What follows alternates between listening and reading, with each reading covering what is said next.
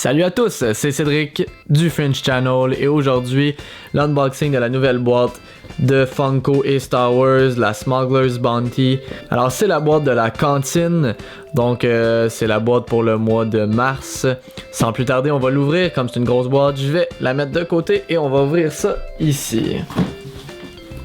Alors comme toujours, les deux premiers items, on a l'épinglette ici.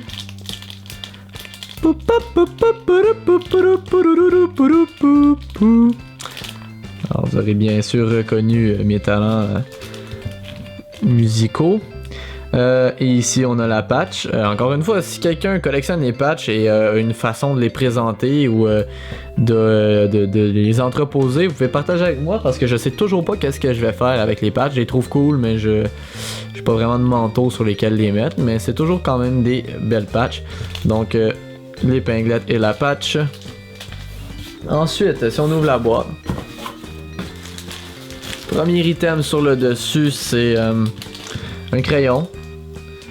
Alors, un truc que je n'utiliserai pas. C'est vraiment pas pour ce genre de choses que j'achète ces boîtes. Mais il est là quand même avec la tête de Chewbacca. Je sais pas si c'est une efface. Attendez, on va regarder.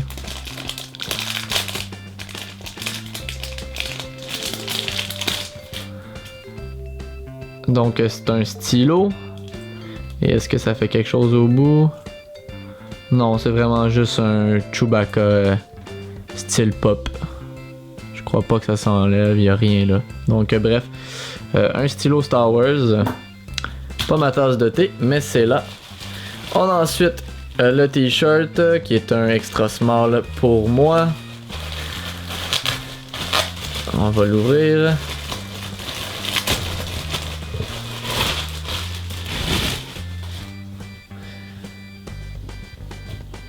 Alors, le voici.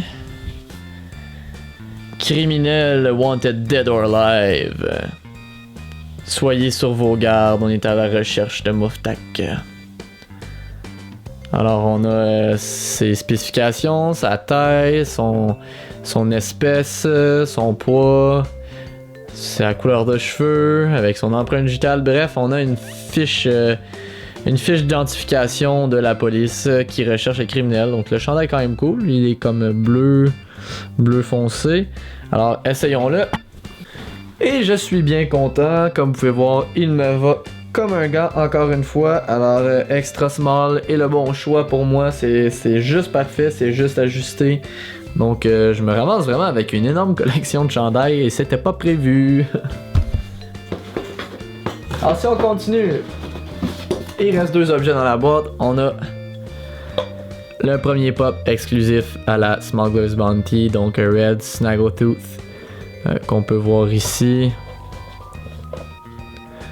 C'est le numéro 70 des pop Star Wars probablement. Donc à l'arrière on peut voir le reste de la collection. Alors il est quand même assez cool, on le voit tenir son pistolet. On va voir de quoi ça a l'air à l'extérieur de la boîte. Alors le voici une fois sorti, on peut très bien voir son uniforme avec la base classique Star Wars pour tous les pops de Star Wars. On voit ici son pistolet à la main. Alors c'est quand même un beau pop à rajouter avec les Star Wars. Puis finalement, il reste un objet dans la boîte. Et celui-là, je l'aime particulièrement. Alors, un pop de Ben Kenobi. Alors Pop Star Wars 99. Voici le côté de la boîte. Voici le même arrière avec les autres personnages. Alors sortons-le de la boîte.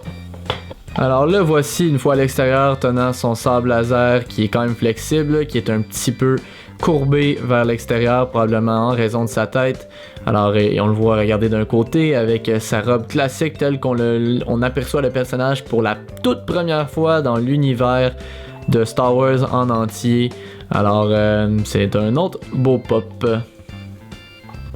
Alors voilà ce qu'il y avait dans la Smuggler's Bounty pour le mois de mars pardon.